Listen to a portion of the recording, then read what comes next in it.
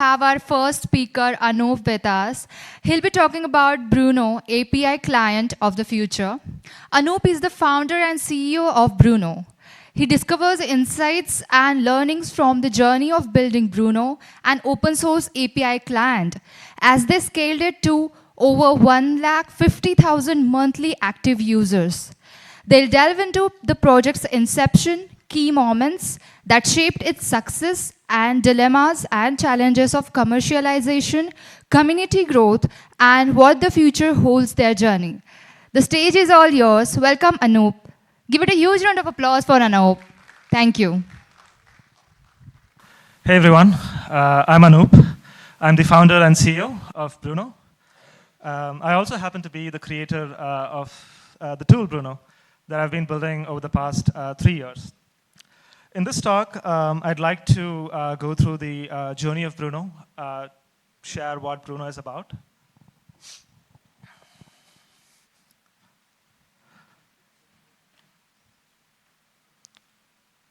So what is Bruno? Bruno is an open source API client, yet another open source API client.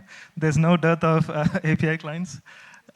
What makes, so the question is, amongst the so many API clients out there, what makes Bruno different, right? Bruno stores your collections as files. I'll show you a small demo in a bit. It is Git friendly. It is fully local. There is no cloud component. And we are not an API platform, right? Many API clients today, they try to be an API platform, building a lot of tools on top of it, mock servers, and a bunch. They try to be beyond an API client. We are focused on just being an API client.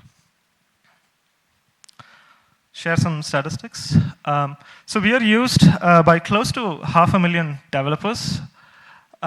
We just hit 25,000 GitHub stars, and we have 15,000 weekly NPM downloads on our CLI, which is our CI/CD runner. The interesting aspect, one interesting data point is also that we have 150,000 monthly active users who use Bruno. What this means is that out of 10 people who come and try Bruno, 3 never leave. They never go back, right? So you should if you're looking for an alternative, or if you want, you should try Bruno. And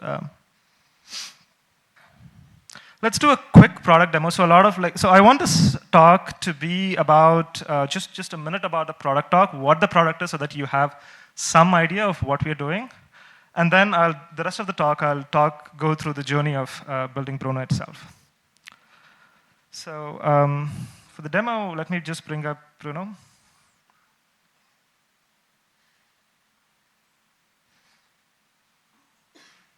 Yeah, sorry.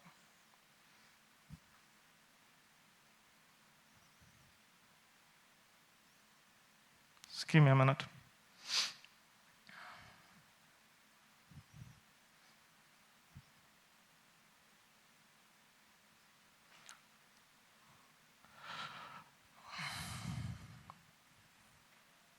All right, so this is the tool, Bruno itself. What I'm going to do is I'm going to import an API collection. So I'm just going to click on import, and I'm going to clone a GitHub repository.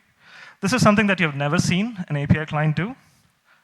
And I'm going to choose a location where I want to save this. I'm just going to give it as desktop, click on open, and it's going to clone the repository. Okay, it has cloned the repository. I'm just going to select it. I'm going to click on open, and let's go to echo JSON. I'm just going to choose some environment. I'm going to make a call that works. I'm just going to show you a quick demo. So what I'm going to do is I'm just going to make a small change in the API. I'm just going to add /1, save it, and I'll show you how the Git integration capability of Bruno. So I'm going to Git UI. Before that, let me create a new branch. I'm just going to call it as test branch. So the branch is created. I go to Git UI. I see what the changes are. This is the collaboration aspect in Bruno. I'm going to add the changes, and then I'm going to commit. Once I commit it, I want to push the changes to the remote server. I'm going to push this. Okay, the push is successful. So this is what differentiates Bruno from every other API client out there, is that it is Git friendly. And if I actually activate the file mode, so if you look at this, if I go to any files, now you're not seeing any GUI here, right? It's actually an editor. So if I go to any other request, you see an editor. And if I go back from file mode back to the GUI mode, it becomes a UI. So what Bruno does is that your requests and folders are mirrored on top of your file system as requests and files. How many of you have heard about use the app Obsidian or heard about it? Okay, so pretty good audience, right? So what Obsidian does is that your folders and your notes in Obsidian are mirrored on your file system as folders and markdown files. Think of Bruno as the same thing, but as an API client, your requests are stored inside your file system. Right, let me go back to the presentation.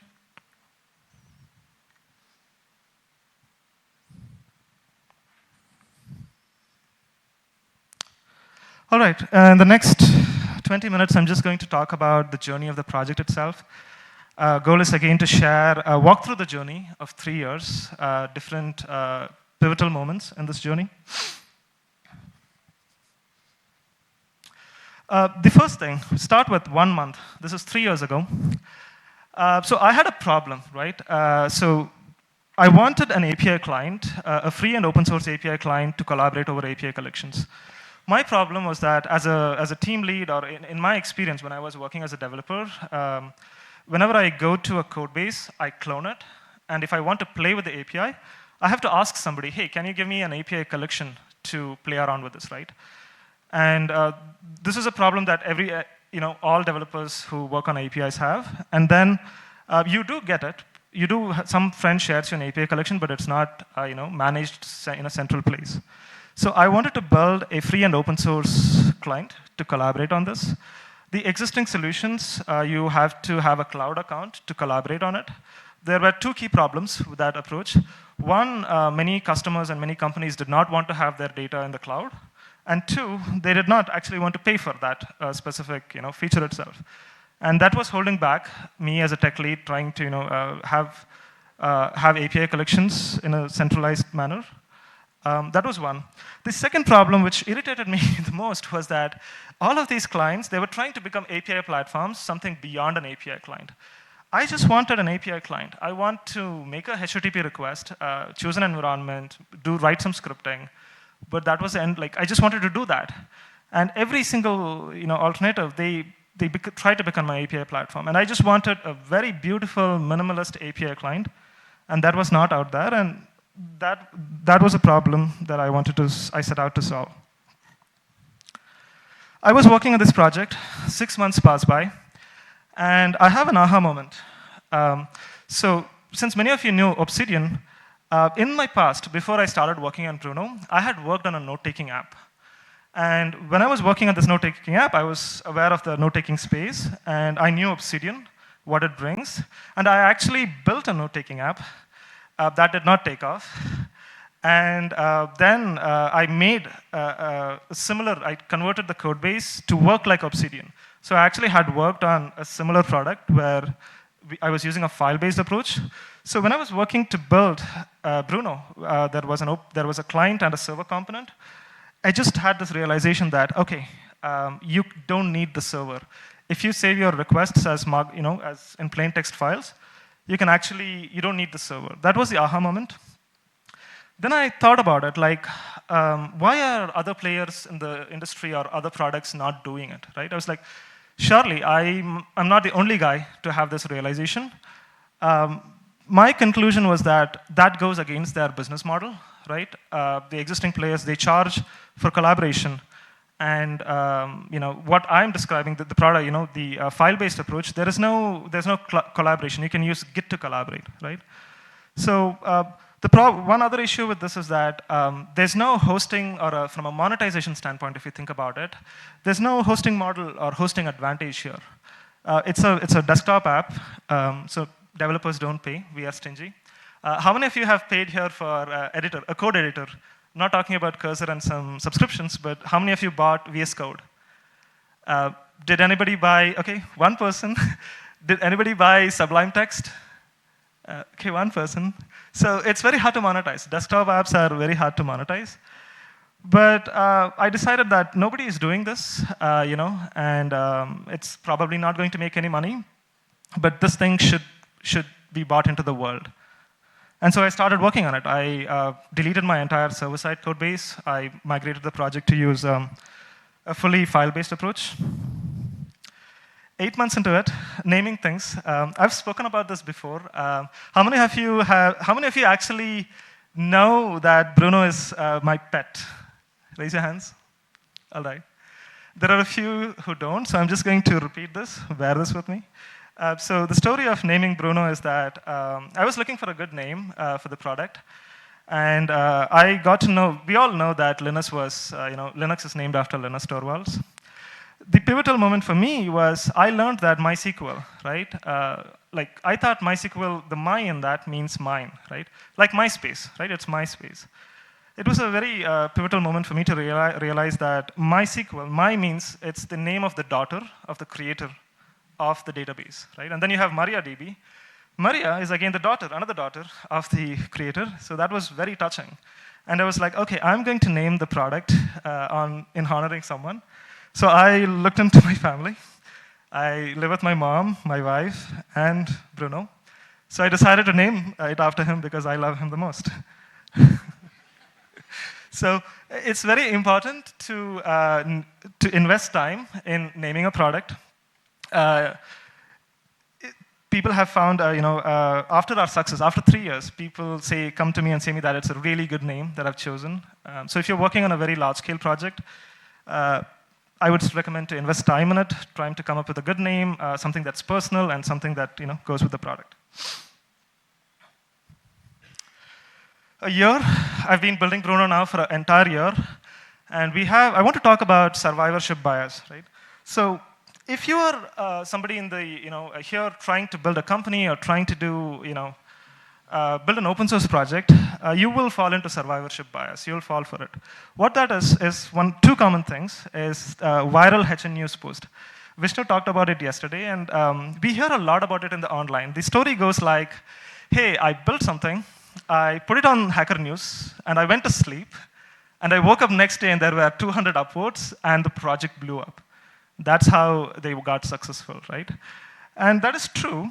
The problem is that for every person who succeeded like that, thousands of them didn't.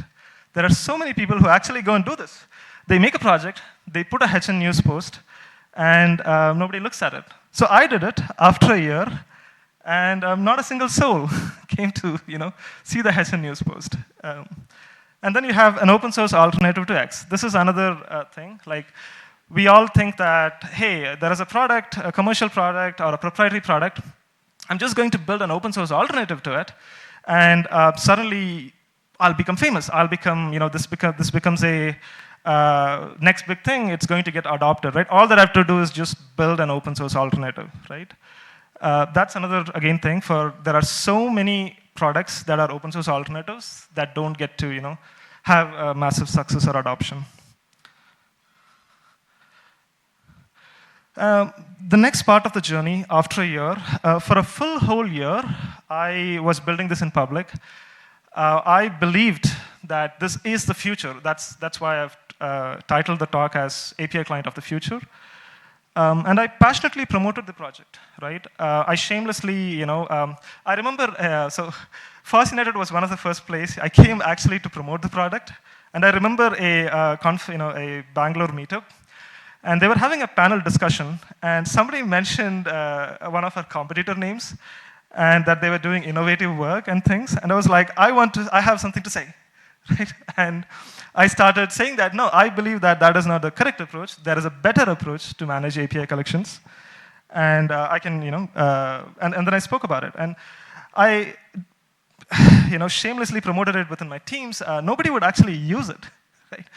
It's very hard. Once you have a network effect, once you have habits formed, even if your tool is superior, even if it is the future, it's extremely hard to get people to convert, right?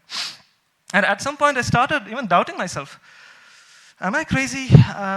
Why are people not seeing it? Why are people not seeing what I am seeing? But yet I persevered. 2 years is a long time. The important thing why I persevered, again, goes back to building for yourself. I was using the tool every day. So that was a key reason, because otherwise you would lose it. You would lose motivation. 2 years is a very long time. So you need to have a real reason of why you're building it. It should solve your own problem. And my quote here is that if you're not passionately in love with your creation, how can you expect others to be?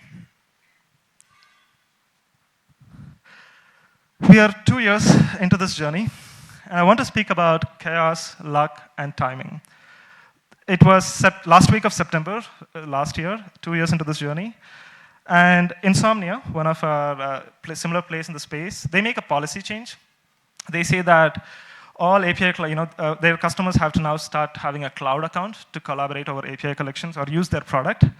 And this, many people were not happy about this. And that's the first time the people were like, okay, what else is out there? What other tool can I actually use, right? And they discovered Bruno.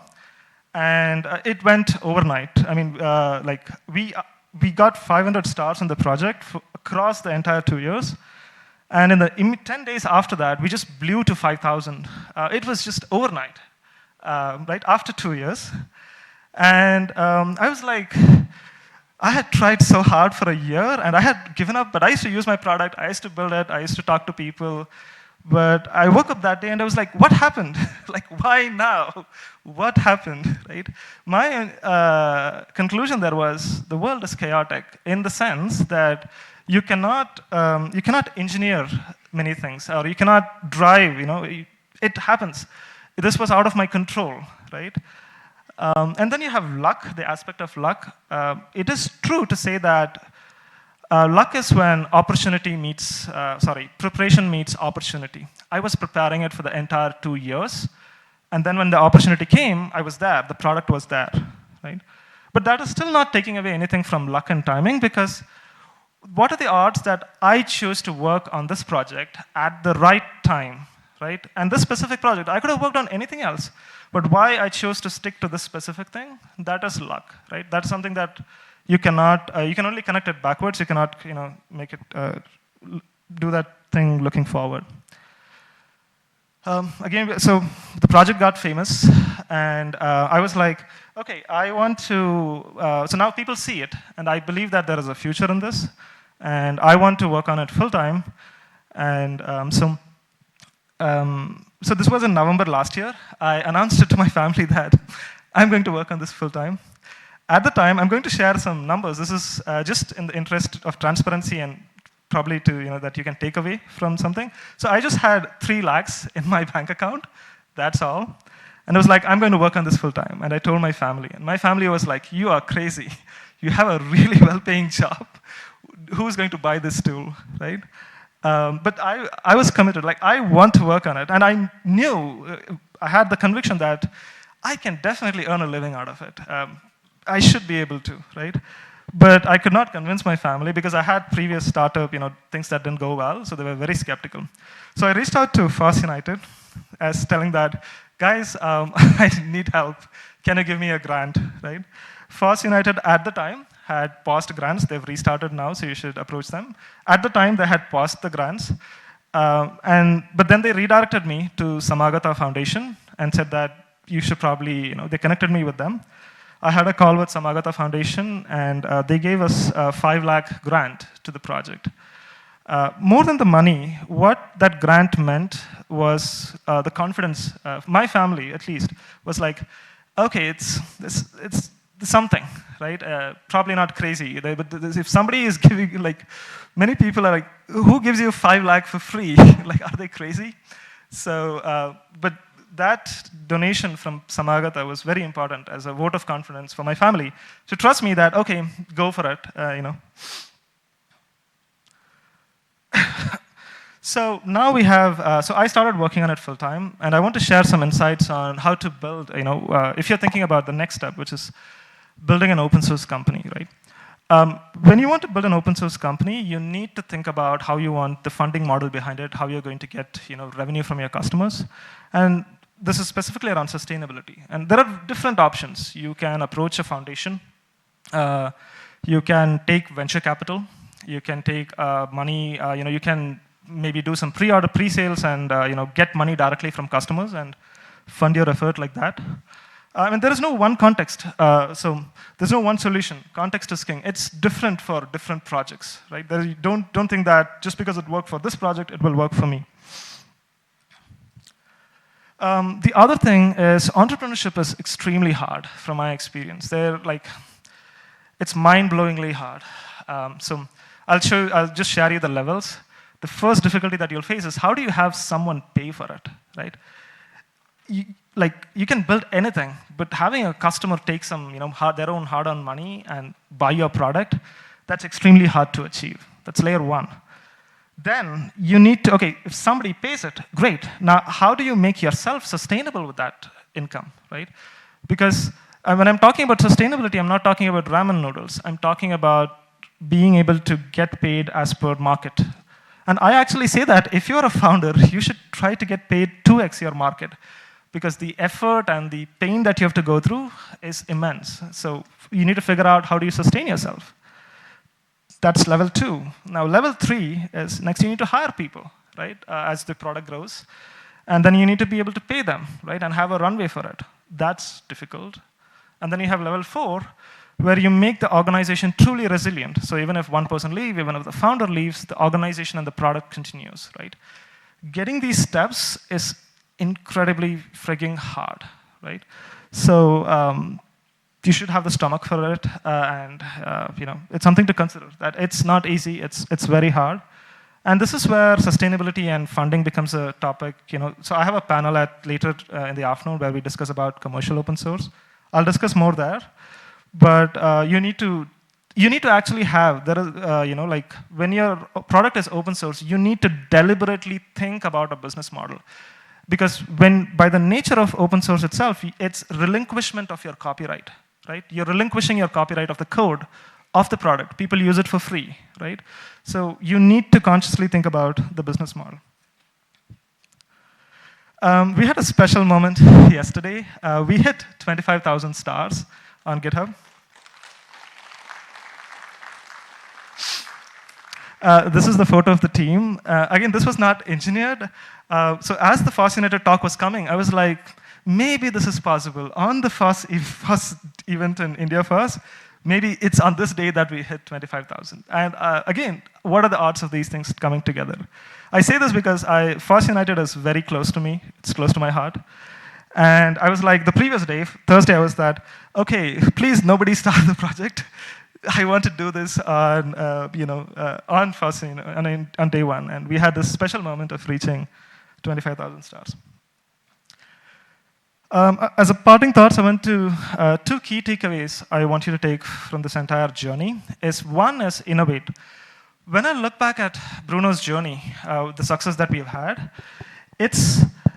we did not succeed because we are an open source alternative. No, it was not open source. We did not succeed. We succeeded for only one reason. That is because we innovated something. So you cannot beat an incumbent or a player currently in the market who has massive network effects. I challenge you, for example, if I take the products Twitter, WhatsApp, Instagram, no matter even if I give you $1 billion, whatever team you have, you cannot beat a network effect, no matter how much money you have.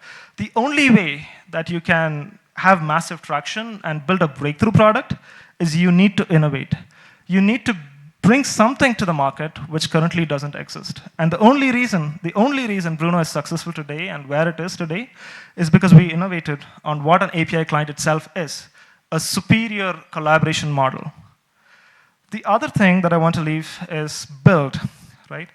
When I've talked about when you want to get into open source or when you want to build something, we talk about, okay, find your own problem, right? This is actually, in some way, a bad advice. Because what you end up doing is that, okay, you think that what is my problem, and you will never find your problem. It's very hard to find some problem if you're just looking for a problem to solve, right? That's a wrong approach. The right approach is to have the tinkerer's mindset, right? As a hobby programmer, you need to build something, right? Just get started. Don't think of finding your own problem. And you're not going, like, you need to enjoy the process of creation, building something. And when you start doing that, when you start taking any project, when you start building that, that's when you actually realize that, okay, I'm using this React modal library, and it does, I need some things and it's not there. Now you have a genuine use case. You have a problem that you want to solve, and so you need to build. That brings me to the conclusion of the talk. Thank you so much. Do we have any questions? Hello. Hi, Anoop. Hey. This side. Hey. My name is also Anoop. Nice to meet you, Anoop. The presentation was really impressive, especially the name Bruno. Yes. From where you have taken, it's impressive. So my question is most related to the documentation parts, like you have a API client demo, you give API client demo. So is there any have option to present a documentation that can share with anyone who wanted to review it? Yeah. So it's on our roadmap. We are working on documentation. But in some way, when you think about it, your API collection itself is documentation of how to use your API, of how to use that service. We have some items on our roadmap, specifically around exporting your API collection as a documentation that you can share or publish on your company's intranet. We also have an exciting effort that's coming along where we actually have, you can have Bruno on your web, right? That's something that's going to be, we should have it in this year. Okay, thank you. Thank you. Any other question? So hi, my name is Anthony. So, Hey, Anthony. Based on my experience working with software, I've got to see all the problems that you are talking about. So what you are building is really exciting. And what I wanted to ask was, do you support WebSockets, and will it be open source when it is supported? Yeah, so this is a touchy topic. So we will support gRPC and WebSockets. I believe that the way that we look at from a monetization or business angle is that we want all features that a core individual developer needs, that has to be free. So if you have gone through our pricing page, you would see that gRPC and WebSocket is actually a paid or a closed edition. That will be free. That will be free. It Okay. will be free. Thank you. Okay, thank you everyone. And I want to shout out to FOSS United. I love you guys. And for the here, have a great day ahead. Thank you. Thank you so much, Anoop. That was a really inspirational story. Give it a huge round of applause for Anoop, guys.